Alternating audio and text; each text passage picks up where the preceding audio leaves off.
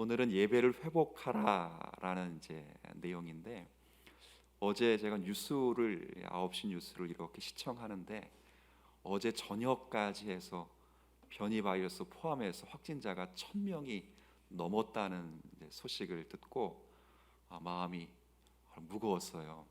탁 내려앉았어요. 그런 것은 혹시 거리두기 발표를 오늘 하는 것으로 제가 알고 있는데 단계가 상승되면 또 집회나 예배에 또 제한이 있을까 목사로서는 걱정이 이만저만이 아니었습니다. 우리가 작년인가요? 정부가 이 코로나 예방 차원에서 교회 지침 행정 명령을 내렸잖아요. 정규 예배를 제외하고는 모든 사적 모임과 식사를 금지하는 행정 명령을 내렸습니다. 이것이 이웃 사랑에 대한 차원이든지 아니면 이것이 교회를 탄압하는 것인지 지금도 분분한 의견들이 있는데, 그럼에도 불구하고 제가 그때 느낀 것 중에 하나는 그럼에도 불구하고 정교 예배는 남겨두었다 하는 것이 한편으로는 참 감사했어요. 남겨둔 이 예배라고 할 때 제가 그때 든 마음은, 하나님께서는 우리에게 많은 것을 주시면서 교훈하시고 가르치기도 하시지만 때로는 많은 것을 거두어 가시면서 제한적으로도 교훈하시고 가르치신다라는 생각을 했어요. 우리가 자유롭게 교회당에서 활동할 수는 없지만 그럼에도 남겨두신 이 정규 예배, 공예배를 통해서 더욱 하나님께 예배하고 집중하도록 하는 하나님의 사인이 아닐까 싶습니다. 아마 모든 성도들이 이 말씀 앞에서 저희들이 사실을 바라봐야 되지 않을까 싶어요. 오늘은 그래서 예배의 본질 가운데 제가 실천적인 의미에서 세 가지를 회복하면 좋겠다 싶습니다.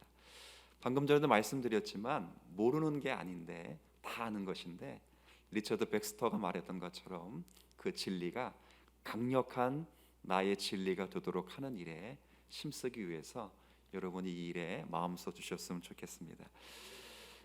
첫 번째는 다름이 아니라 공적 예배를 사모하고 그리고 그 예배에 전심을 다해서 참여해 주시라 하는 겁니다.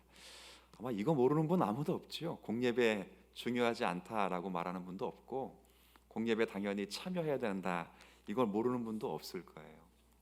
근데 굉장히 중요합니다. 구약에 보면 성막이라는 것이 있어요. 성막이 뭐냐 그럴 때 성막은 하나님께서 우리와 함께 하신다는 것을 보이시는 그런 임재적 장소입니다. 그러니까 임마누엘인 거지. 예수님의 별명처럼 임마누엘, 하나님이 우리와 함께 하신다는 것을 보이시는 장소이기에 성막에서의 모든 활동은 하나님과의 은밀한 교제를 상징하는 것입니다. 이 원리는 예배도 마찬가지예요. 예배의 본질 가운데 우리가 무엇보다도 회복해야 되는 것은 예배 가운데 하나님을 만나며 하나님과 교제하는 것입니다. 이것이 신자의 본분이에요. 아마 여러분들도 소요리 문답 일문일답을 잘 암송하실 텐데, 사람의 제일된 목적이 무엇이냐라고 물으면 사람의 제일된 목적은 하나님을 영화롭게 하고 그리고 영원토록 그분을 즐거워하는 것이다 이렇게 대답을 해요. 하나님을 즐겁게 해드리는 것이 아니라 하나님으로 즐거워하는 거예요.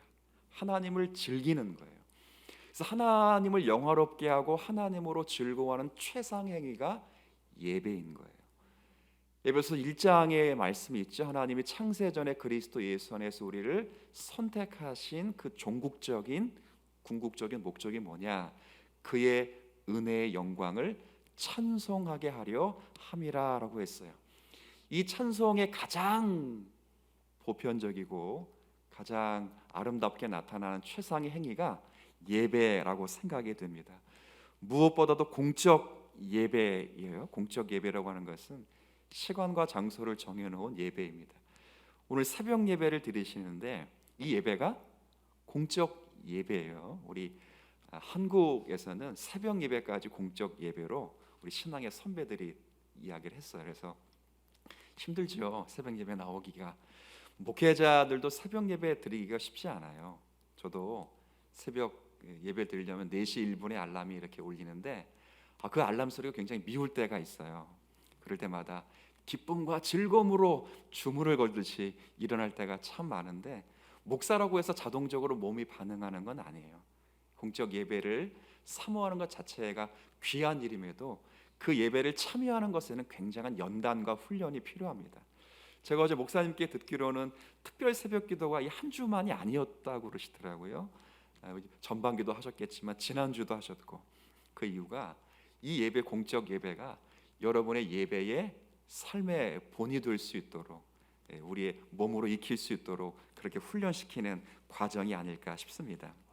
무엇보다 중요한 건 주님께서 주님 다시 오실 때까지 명해 두신 주일 예배의 공적 예배를 무엇보다도 소중하게 드리는 것입니다. 왜 공적 예배가 중요한가? 그럴 때 이 공적 예배에는 삼위 하나님이 우리와 함께 하시기 때문에 굉장히 중요합니다. 물론 하나님의 임재는 인간의 요청에 의해서 좌지우지되는 것이 결코 아닙니다. 하나님께서 당신의 영광을 나타내신 것은 하나님의 주권적인 행위예요. 쉽게 설명하면 하나님의 마음이에요, 마음. 그러나 우리가 하나님 앞에 예배를 드리면서 하나님의 임재를 사모할 때는 반드시 이런 마음을 갖고 계셔야 돼요. 두세 사람이 내 이름으로 모인 곳에는 나도 그들 중에 있느니라 라고 하시는 주의 말씀을 기억하면서 항상 그런 마음으로 예배를 사모하셔야 돼요.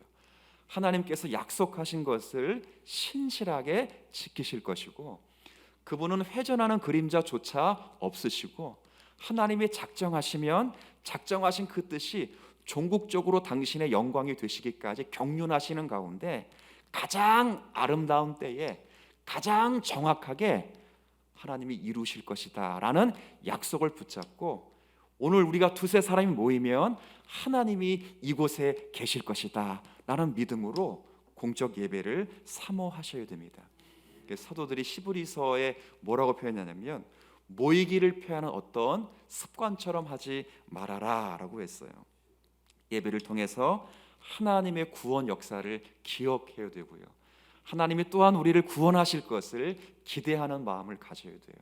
특별히 주일 예배는 하나님의 창조를 기억하고 그리스도 예수 안에서 우리를 다시 새롭게 창조하신 재창조를 기억하는 거룩한 예배인 거예요.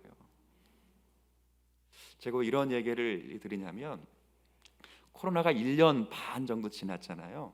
우리 교회 아이들에게 좀 몇 가지를 물어봤어요. 예배를 드리려면 가장 먼저 무엇을 해야 되지? 그러니까 아이들 대답이 뭐였냐면 1번 컴퓨터를 켠다 이거예요. 제가 물론 맞아요. 온라인으로 예배를 드릴 수밖에 없는 처지여서, 그런데 예배를 드리려면 신령과 진정으로 이렇게 나올 줄 알았는데 1번 컴퓨터를 켜야 된다. 컴퓨터.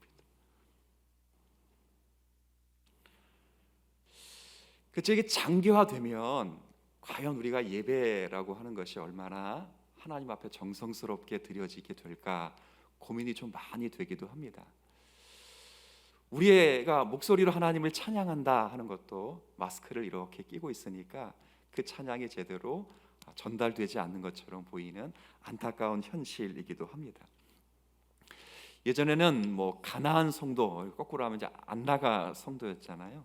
그런 분들을 어떻게 하면 교회당으로 오게 할까 많은 신학적 논의도 있었고, 왜 회집 예배가 중요한가를 신학적으로 교회를 이룬다라는 차원에서 공교회성에서 가르치기도 했었는데, 지금은 나오라 하고 강요할 수는 또 없는 시기를 우리가 살아가기 때문에 사실은 여러분 스스로가 공적 예배를 사모하며 사셔야 합니다. 우리가 다시 예배를 회복할 수 있다면 우리가 이렇게 예배를 드려야 되겠다 하는 거예요. 사모해 주시고 참석해 주셔야 돼요. 특히 온라인 시대를 통해서 예배를 드리는 많은 분들이 있는데, 제가 이제 신기하게 본 것 중에 하나는, 같은 예배 11시에 드리잖아요. 우리 교회 성도님이 그러는지는 모르겠는데 11시 예배 드리면 본 예배 온라인을 드리지 않고 이게 더 메인 스피커 설교자들이 11시 예배가 있어요. 예전에는 기독교 방송에서 11시 예배 피해서 메인 스피커들이 설교했는데 지금은 11시 방송에 픽스를 해놔가지고 그렇게 되면 여러 온라인 예배를 본 교회 예배를 드리지 않고 다른 메이저 같은 아주 메가처치 같은 그런 교회 예배를 드리도록 해놨어요. 그런 성도들이 있을까 참 두려워요. 그러나 성경을 유심히 읽어보면 지역 교회의 공동체 예배가 굉장히 중요합니다. 바울이 편지를 쓸 때마다 항상 앞에 인사말을 해요. 자신을 소개하면서 하나님의 뜻대로 그리스도 예수 안에서 사도로 부름받은 나 바울은, 그다음 뭐라고 했냐면 항상 그런 말을 써요. 고린도에 있는 교회에게 편지하노니, 빌립보 교회에게 편지하노니. 지역 교회에 지역 교회. 여러분이 공예배를 사모하고 하나님 앞에 예배를 드린다, 그래서 그 예배를 참여하기를 소원한다 그럴 때는 하나님께서 공적 예배와 동시에 공동체 예배가 굉장히 중요해요. 바위샘 교회로 묶여 있는 이 공동체 예배를 반드시 사모하고 참여하셔야 돼요. 우리가 예배를 회복하자라고 말할 때 제가 지금까지 처음으로 말씀드린 것은 공예배를 사모하고 참석해 주시라는 거예요. 두 번째, 제가 예배의 본질 가운데 실천적으로 무엇이 회복되어야 할까라고 할 때 어느 예배학 교수가 이야기한 것처럼 두 번째는 예배의 쌍방향성이 회복되어야 된다, 이렇게 한번 좀 말하고 싶어요. 이게 무슨 말이냐면 예배는 하나님께서 우리에게 다가오시는 방향이 있으니까 두 가지 방향, 두 가지 움직임이 있다는 거예요. 첫 번째 움직임은 하나님이 우리에게 다가오시는 방향이에요. 우리가 하나님께 다가가기 때문에 하나님이 우리에게 다가오시는 것이 아니라 하나님이 우리에게 먼저 오시기 때문에 우리가 하나님께 나아갈 수 있는 거예요. 그래서 목회자들이 처음에 예배의 부름이라고 하는 것을 하는 이유가 하나님이 여러분을 부르시기 위해서 다가오셨다는 것을 선언하시는 거예요. 이 선언이 되면 이제 무슨 공식이 성립되냐면 하나님이 나를 먼저 부르셨기 때문에 그 다음은 우리가 하나님 앞에 응답을 해야 돼요. 부르심에 응해야 되는 거예요. 하나님이 나를 먼저 부르시고 그 다음에 내가 하나님 앞에 나아가. 이게 쌍방향이에요. 어떻게 나아갈 수 있는가? 성령을 통해서 나아갈 수 있어요. 오늘 부른 바와 같이 찬송을 통해서 나아갈 수 있어요. 함께 신앙 고백을 통해서 나아갈 수 있어요. 봉헌, 헌상을 하면서 하나님께 나아갈 수 있어요. 대표 기도를 함께 하면서 끝에 아멘으로 함께 고백하면서 나아갈 수 있어요. 목사님의 설교에 아멘으로 화답하면서 나아갈 수 있어요. 그렇게 하는 거예요. 그러니까 주보에 있는 모든 내용은, 주보의 순서에 있는 모든 내용은 하나님이 우리에게 다가오시는 내용과 우리가 하나님께 나아가는 방향이 함께 있는 거예요. 함께. 우리 지금 한국 교회 주보에는 많이 빠져 있는, 우리 종교개혁 시대 때마다 잘 보존된 죄 사함의 고백, 죄 사함의 선언, 그렇죠? 많은 신앙 고백서와 함께 있는 모든 것들이 많이 상실된 시대를 살고 있는데, 그러나 그때는 하나님이 다가오시고 우리가 하나님께 나아가야 한다고 하는 것을 몸소 체험할 수 있도록 많은 순서들이 있었어요. 성경에도 그런 말씀이 있어요. 나를 간절히 찾는 자가 나를 만나리라. 예배를 통해서 예배를 사모하고 예배를 참석하셨다면 예배의 쌍방향성을 회복해서 하나님이 우리를 부르실 때, 하나님이 우리에게 다가오실 때 우리가 하나님께 나아가는 이 능동적 행위가 우리 가운데 있어야 할 겁니다. 오늘 우리가 요한복음 4장 24절을 읽었어요. 잘 아시는 말씀이지요.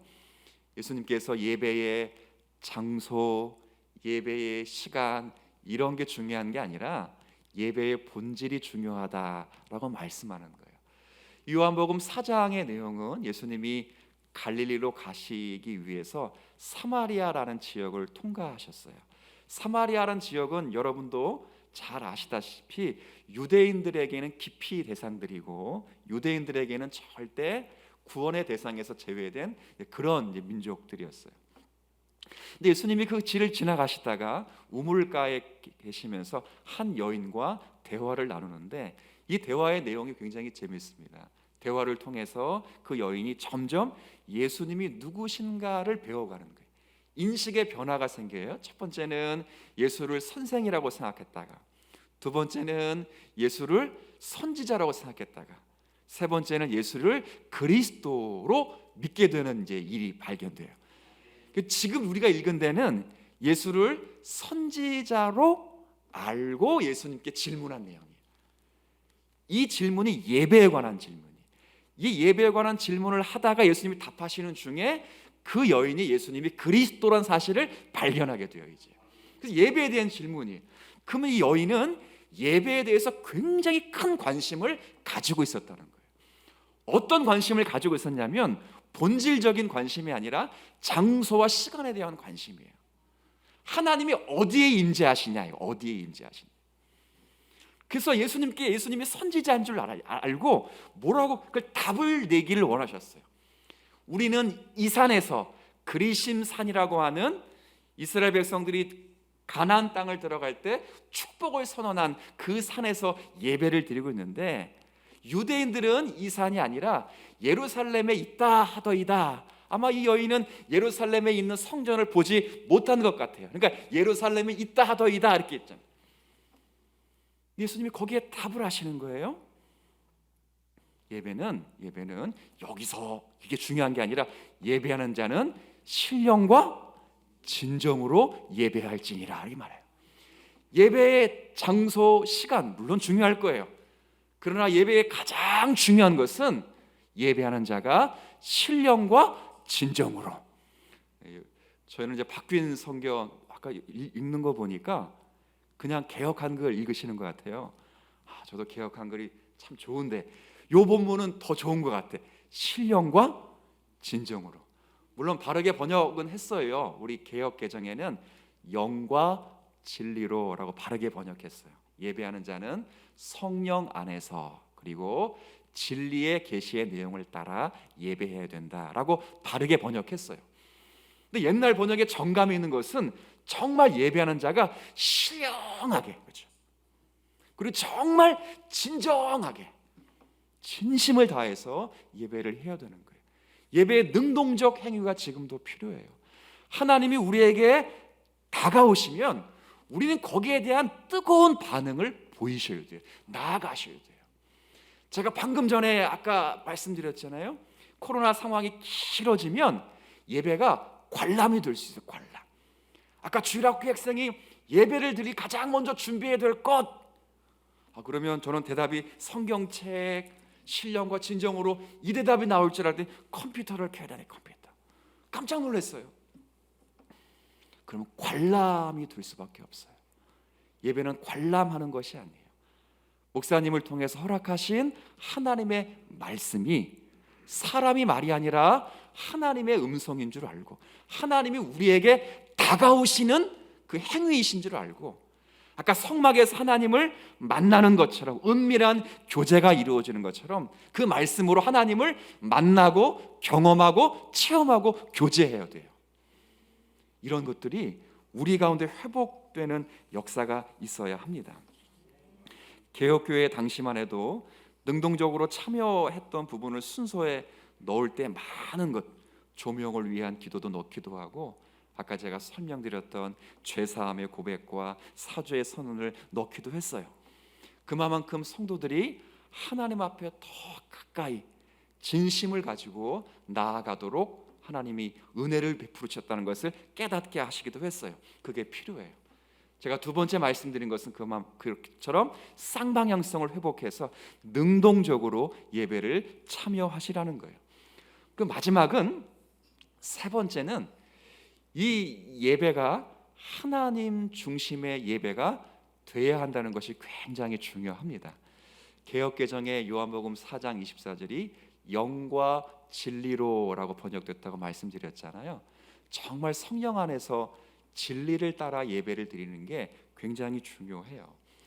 1990년에 들어와서 이 한국에 유행한 교회가 마케팅 교회라고 하는 거예요. 마케팅 교회. 쉽게 설명하면 소비자 중심의 교회를 지향하는 교회예요. 이 소비자가 뭔가?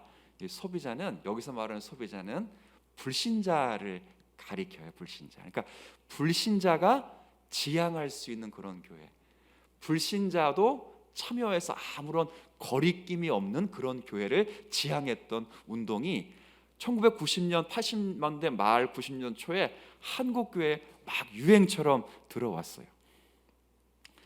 그 어떤 교회인가 그러면 정말 마케팅처럼 대기업에서 어떤 상품을 연구해서 시판하기 전에 이 상품을 연구할 때 이 상품이 잘 팔릴 것인가 시장 조사를 하는 거예요.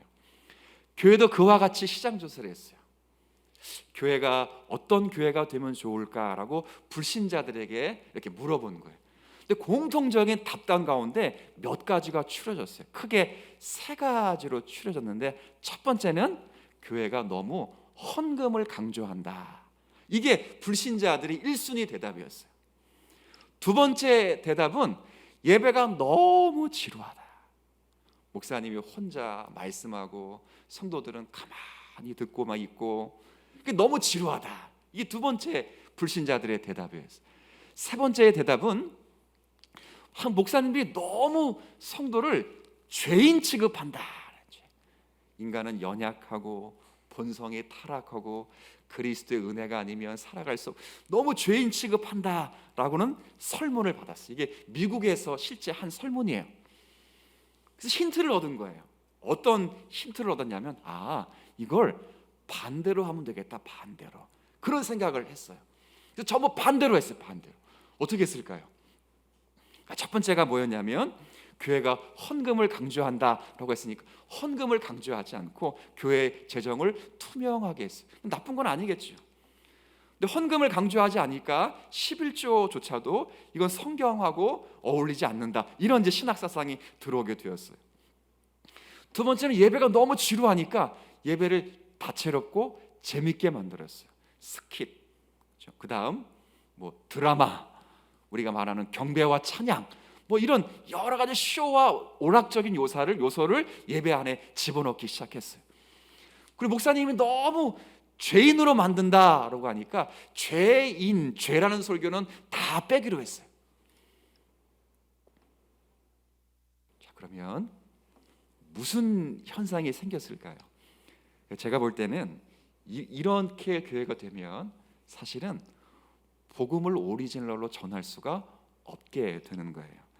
왜냐하면 싫어할 만한 요소를 다 제거했기 때문에 사실은 불신자들이 좋아하는 것만 갖다 놓으면 예배는 재미있을 수 있으나 하나님이 중심이 되지 않고 영과 진리로 예배를 드려야 되는데 진리의 말씀이 제대로 전달될 수가 없어요. 하나님의 위엄과 하나님의 거룩하심이 전해지는 것이 아니라 친구 같은 하나님, 나를 도와주시는 하나님, 나를 지켜주신 하나님으로 전락하고 말았어요. 물론 하나님이 나를 안 도와주신다 그런 의미가 절대 아니에요. 그러나 하나님의 위엄과 거룩하심이라고 하는 것을, 본질적인 것을 놓쳐버리고 하나님은 그냥 수호신 같은 하나님, 친구 같은 하나님으로 전락되었어요. 그리스도도 마찬가지예요. 그리스도께서 우리 죄를 위해 십자가를 지신 하나님의 그 크신 사랑과 공의적 측면이 사라져버리고 예수님은 우리에게 자아상, 건강한 자아상을 주시는 주님, 나를 지키시고 보호하시는 주님, 목적을 이끄시는 주님, 이렇게 변질되어 버리는 거예요. 구속의 사역이 배제되어 버렸습니다. 얼마 전에 목사님들 몇 분이 모였어요. 한 목사님도 그때 함께 계셨는데 어떤 교회 목사님이 섬기는 교회에 새신자 분이 예배에 참여하셨대요. 근데 코로나 시국이기 때문에 예배에 낯선 분이 계시면 목사님도 일단 약간의 긴장을 할 거예요. 그리고 성도님도 앉아서 예배를 드리면서 목사님이 긴장을 하시는 것 같다, 낯선 사람이 와서, 이런 생각을 아마 성도님도 하실 거예요. 예배가 다 끝나서 그 목사님이 그분에게 물어봤대요. 어떻게 해서 저희 교회를 찾아오셨습니까? 라고 여쭤봤더니 그분이 큰 교회를 10년 가까이 다니는데 목사님께서 예수를 믿어야 구원을 받는다는 말씀을 한 번도 안 하셨대요.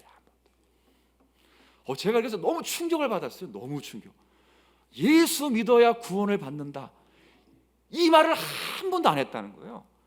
그럼 제가 개인적으로 물었어요. 그럼 그 목사님은 무슨 얘기를 10년 동안 하셨는가? 그랬더니 전부 비전, 꿈,